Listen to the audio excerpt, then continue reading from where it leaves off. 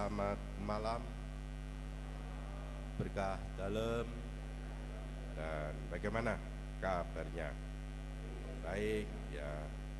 Pak Dus, sehat? Nah, ini lengkapi dari balita sampai lansia ini. Kita ucapkan terima kasih untuk mereka. Nah, saudara-saudari yang terkasih, Injil hari ini Lukas. Dia pada awalnya menuliskan kitab ini ditujukan bagi tadi sebutannya seorang Theophilus. Disebut sebagai Theophilus yang mulia. Jadi rupa-rupanya dia menyusun buku itu ditujukan pada Theophilus yang mulia. Dan kini Theophilus itu adalah kita semua, yang kebanyakan terdiri dari orang-orang biasa, sederhana. Mungkin tidak layak disebut yang mulia, nampak-nampaknya. Theophilus itu mungkin mempunyai kedudukan yang cukup. Kita biasa-biasa aja, sederhana.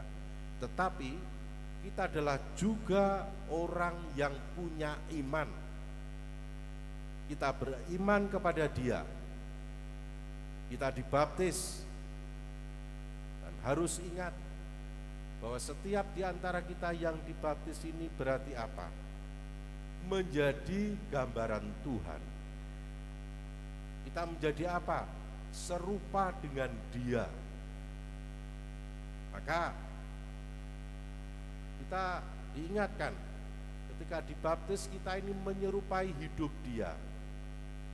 Sampai kemudian kalau ingat saat ada doa arwah orang beriman ketika didoakan supaya semakin menyerupai dengan kematian Tuhan, dengan demikian semakin menyerupai dengan kebangkitan Tuhan. Maka hidup orang Katolik sebenarnya adalah apa? Hidupnya yang mengikuti hidupnya Tuhan. Kalau ini menjadi pengantar kita untuk memahami Injil hari ini, kita yang punya iman ini akan bisa memahami apa yang menjadi tujuan Injil Lukas tadi ketika menulis bukunya. Nah, Lukas tadi mengatakan bahwa yang ia tulis adalah apa? Tentang peristiwa-peristiwa yang telah terjadi di antara kita.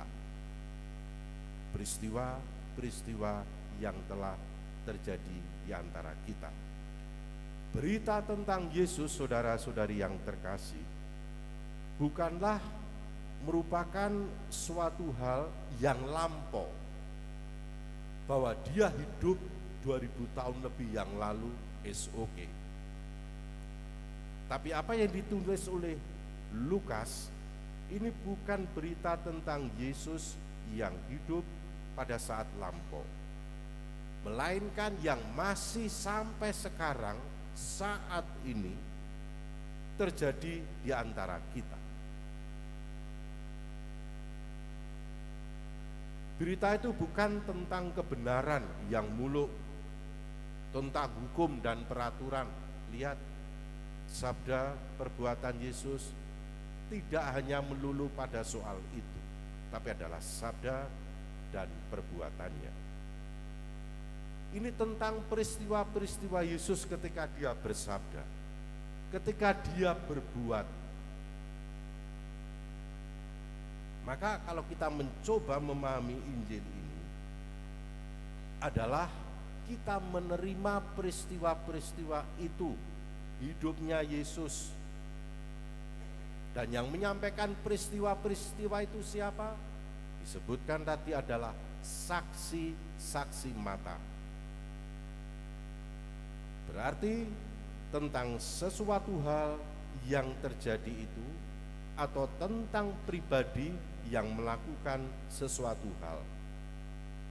Injil menghadapkan setiap orang Katolik dengan apa yang hidup,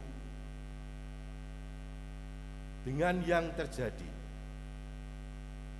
Dan itu semua menyangkut apa yang ada dalam Injil Lukas. Untuk apa? Meneguhkan iman. Kalau kita ngomong-ngomong, saudara-saudari yang terkasih, tentang peristiwa-peristiwa yang telah terjadi di antara kita, berarti bagaimana orang menceritakan peristiwa hidupnya.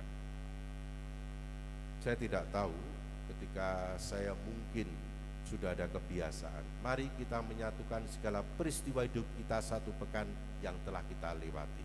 Setiap menjadi pengantar dalam Ekaristi. Benar? Mari kita satukan dengan kurban Tuhan. Lihat.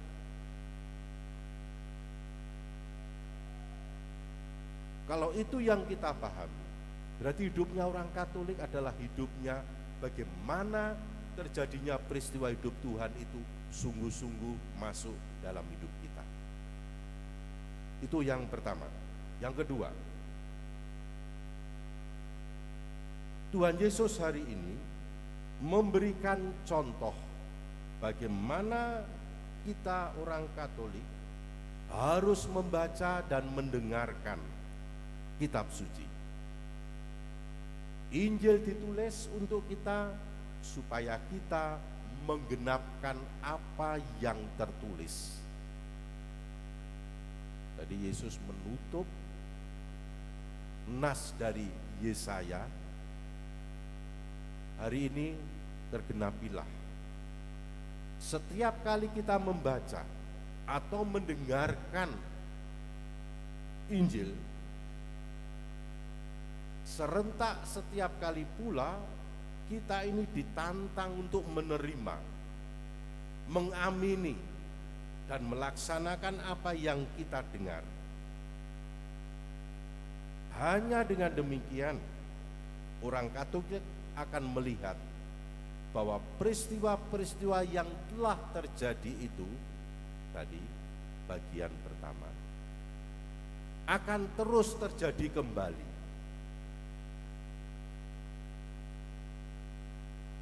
Kitab suci adalah kitab yang membangkitkan iman orang Katolik, meneguhkan iman orang Katolik, serta sekaligus mengundang suatu tindakan. Kitab ini mengundang setiap orang Katolik untuk mengambil bagian dalam hidupnya Tuhan. Maka disebutkan kita diundang untuk suatu peristiwa keselamatan yang sudah dilakukan oleh Tuhan kita. Maka jangan kaget ketika di antara kita waktu pembicaraan, waktu mengalami hal-hal yang manusiawi terjadi, umpamanya dalam hidup berkeluarga, berlingkungan, berwilayah, paroki, ketika jadi panitia, ketika lagi ngetim bukan anak nasi ya, ini panitia kecil, tim begitu ya. Lihat, selalu dibuka dengan apa peristiwa-peristiwa yang terjadi. Doa pasti. Mohon. Lalu prakteknya, kan semuanya mesti gak lancar-lancar toh, ono wae sing kedaden. Lalu mulai muncul miskomunikasi, merasa terluka, dilukai, merasa dilangkai. Moga-moga Anda ingat, kami selalu mengingatkan, eling persekutuan, benar? Lihat. Maka kemudian kita ingat bagaimana Tuhan menekankan persekutuan itu, tentang mengampuni, tentang memahami, tentang kerendahan hati, tentang berani bersama-sama kembali. Maka apa yang terjadi, memang peristiwa Tuhan itu terjadi dalam peristiwa hidup kita. Kalau ini yang kita pahami melalui Injil hari ini, berarti memang benar.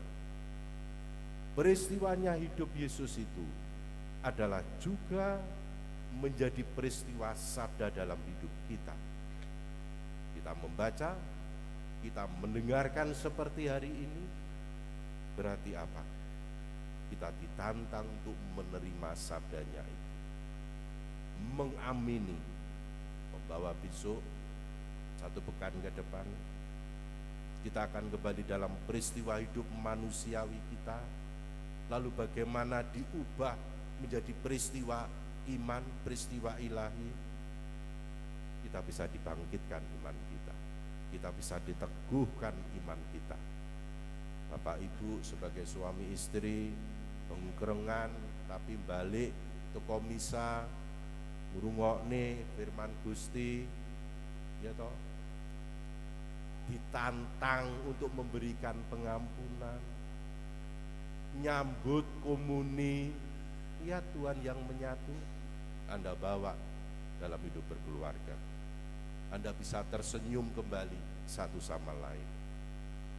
Yang tadinya di lingkungan ono eker-ekeran, mulai dipulihkan imannya, mulai menyapa lagi, ingat persekutuan. Apakah ini tidak berarti yang terjadi adalah peristiwa-peristiwa hidup Tuhan ada dalam hidup kita? Berkat Tuhan menyertai kita.